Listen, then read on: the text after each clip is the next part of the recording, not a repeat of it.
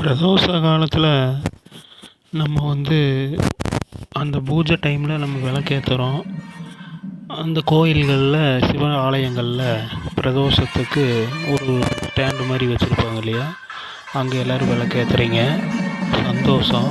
நிறைய பேர் விளக்கேற்றுறதுல இப்போ பார்க்க முதல்ல இருந்ததுக்கு இப்போ ஆன்மீகம் ரொம்ப சிறப்பாக முன்னேறி இருக்குது. விளக்கு ஏற்றுங்க, தப்பில்லை.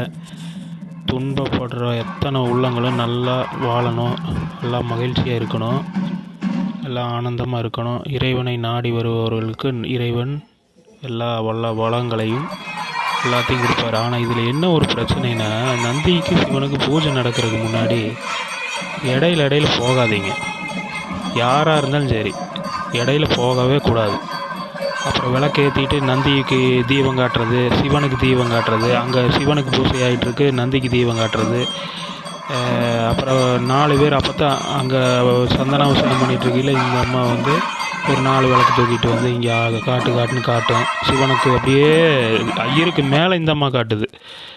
இப்படியெல்லாம் பண்ணாதீங்க தயவு செஞ்சு. குழந்தைகள் உள்ள விட்டு ஆட்டுறது, இந்த குறுக்க போகவே கூடாது. நந்திக்கு சிவனுக்கு பூஜை முடிகிற வரைக்கும் யாரும் போயிடாதீங்க தயவு செஞ்சு. பெரிய பாவம்.